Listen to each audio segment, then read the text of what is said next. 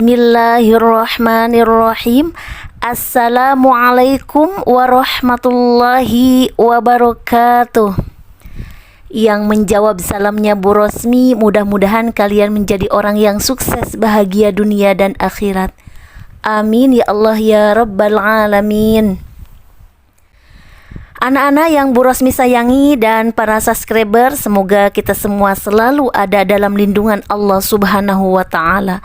Amin ya Allah ya Rabbal Alamin. Alhamdulillah, kita berjumpa lagi pada materi PABP, yakni latihan soal bab 8 serta jawabannya. Tetapi sebelum kita masuk ke pembahasan video, Bu Rosmi mengajak kalian untuk terlebih dahulu mengklik tombol subscribe-nya, kemudian nyalakan loncengnya, dan jika ada yang ditanyakan silahkan komen di kolom komentar, dan klik like-nya pada video ini. Terima kasih.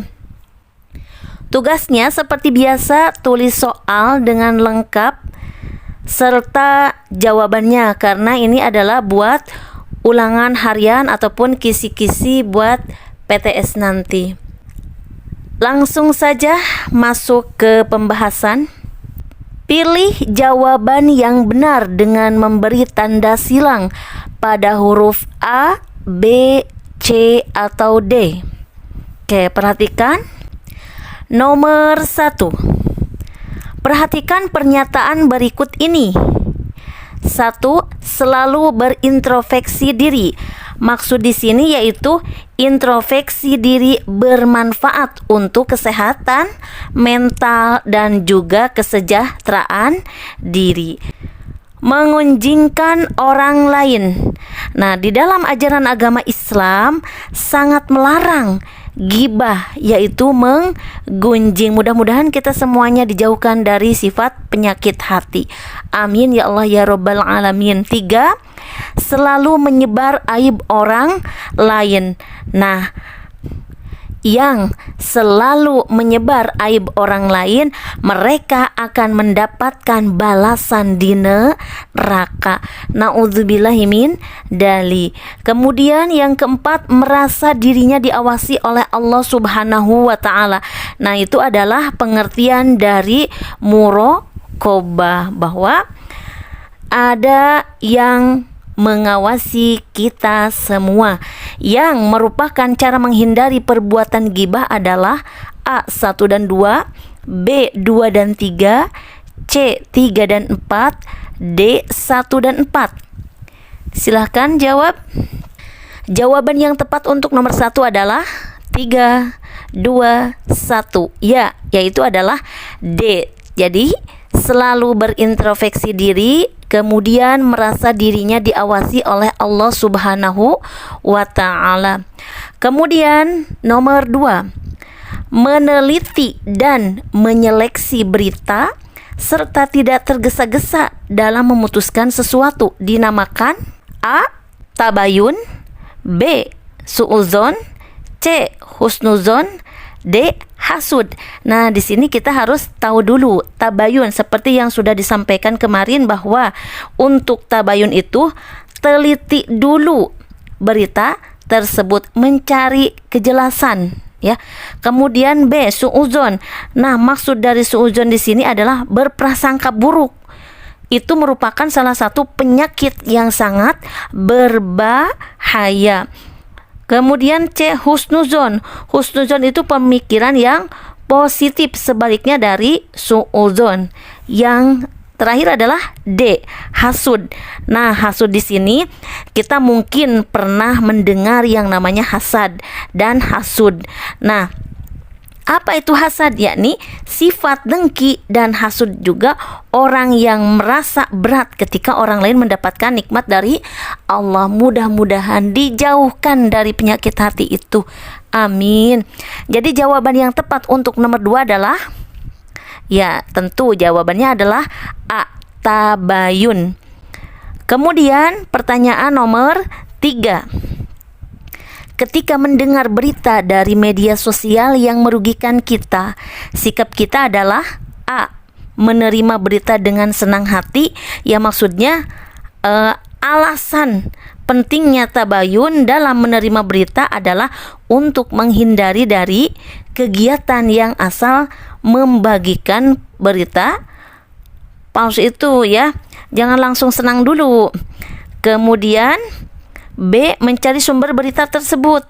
Nah, sumber berita di sini maksudnya tempat di mana asal berita itu diperoleh. Kemudian marah dengan yang memberikan berita. Jadi marah itu berasal dari syaiton. Dan syaiton itu diciptakan dari api. Maukah berteman dengan syaiton? Tentu tidak ya. Kemudian option D, mengklarifikasi berita tersebut terlebih dahulu.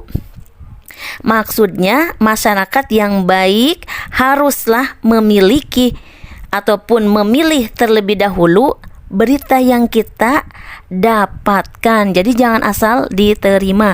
Jadi jawaban yang tepat untuk nomor 3 adalah 3, 2, 1.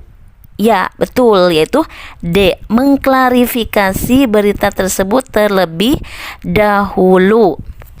Kemudian selanjutnya nomor 4. Agama memerintahkan untuk melakukan tabayun. Tabayun berkaitan dengan pembawa berita dan isi berita.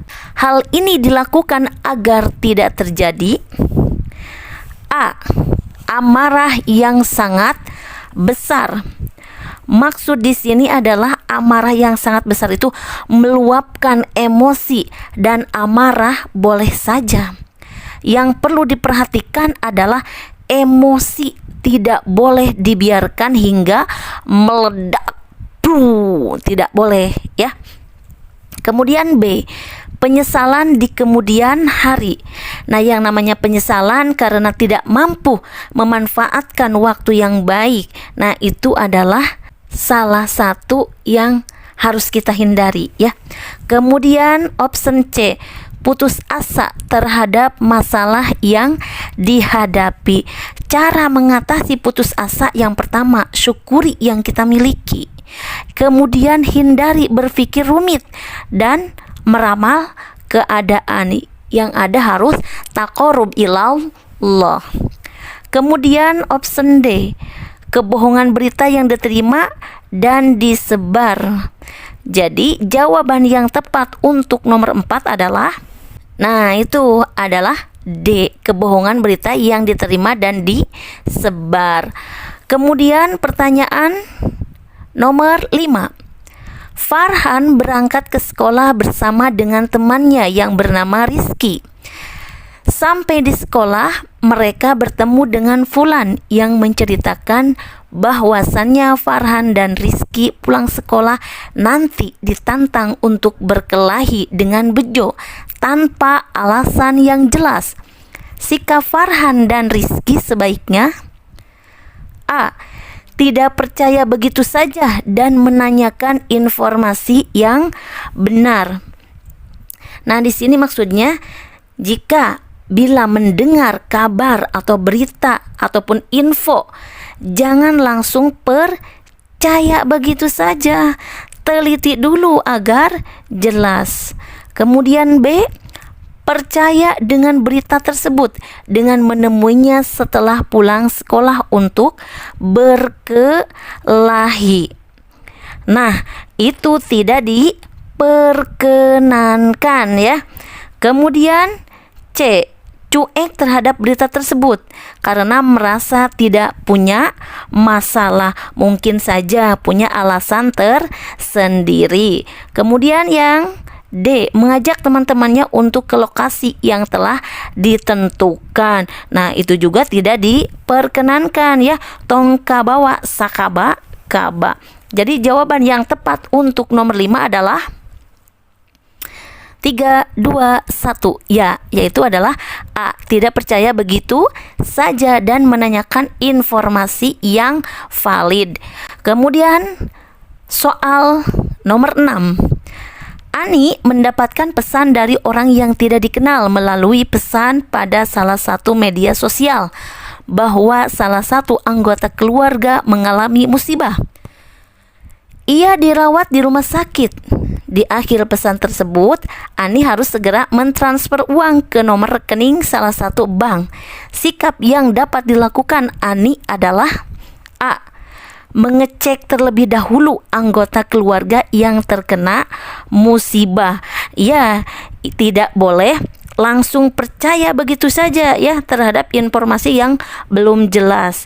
Kemudian B. Mengirim langsung uang ke nomor rekening tersebut. Jangan tekor. Jadi cari tahu dulu info yang sebenarnya. Kemudian C. Memblokir nomor yang tidak dikenal. Boleh saja karena itu akan merugikan kita keluarga. Kemudian yang D, panik, menangis, dan histeris. Jangan panik, jangan menangis, dan jangan histeris. Oke? Jadi jawaban yang tepat untuk nomor 6 adalah betul. A. Mengecek terlebih dahulu anggota keluarga yang terkena musibah. Kemudian selanjutnya yaitu pertanyaan nomor 7.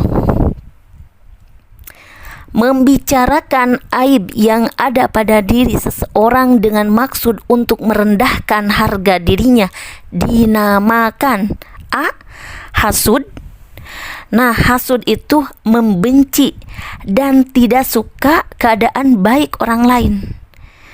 Tidak boleh ya. Nah, sifat ini juga akan membuat pahala kita akan terputus. Nauzubillah min. Dari B. Gibah yang sudah Bu Rosmi sampaikan, yaitu perbuatan yang membicarakan aib orang lain ataupun menggunjing. Kemudian C. Dendam.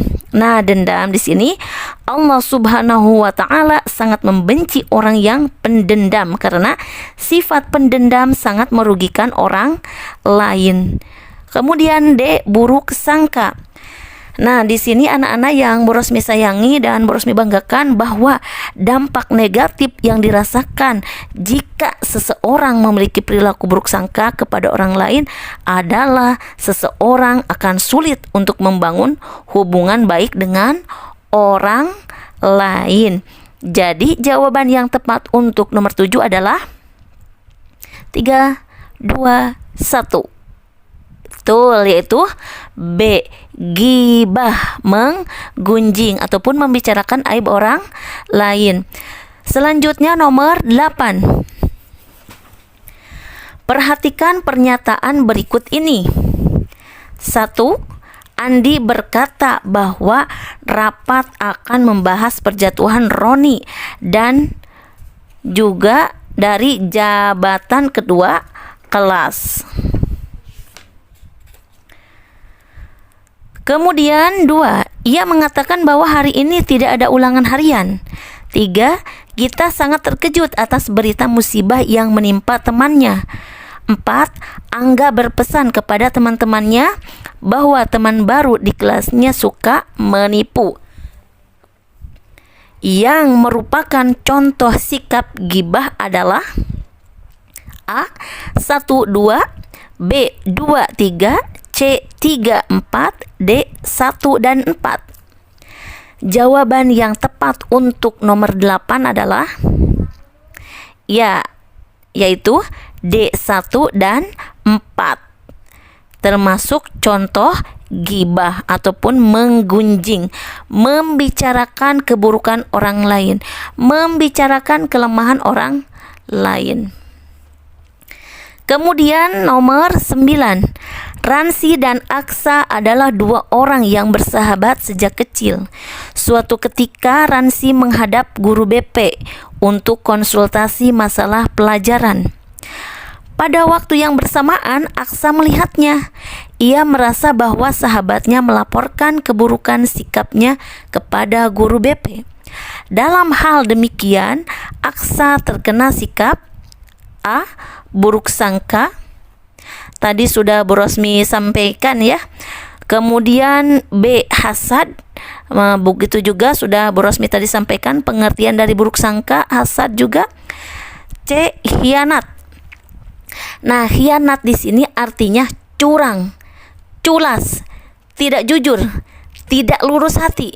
Nauzubillahi min Dali. Yang option D, iri. Nah, waspadalah dengan penyakit hati ini. Sesungguhnya penyakit hati ini bisa mengikis pahala kita sebagaimana api memakan kayu.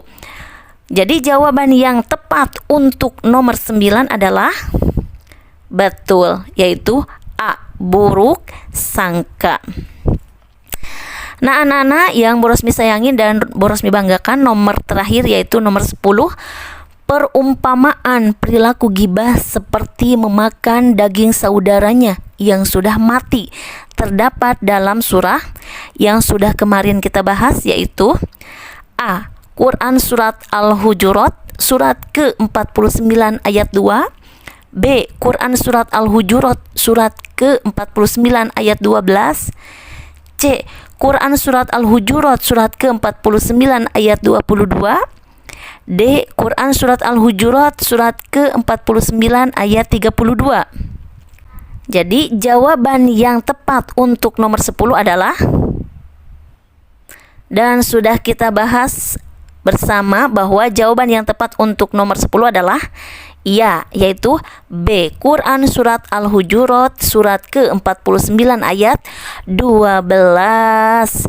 Nah, mungkin hanya itu saja yang dapat Bu Rosmi sampaikan. Semoga berkah, semoga bermanfaat. Jangan lupa sholat 5 waktu ya. Terima kasih. Akhirul kalam. Wassalamualaikum warahmatullahi wabarakatuh.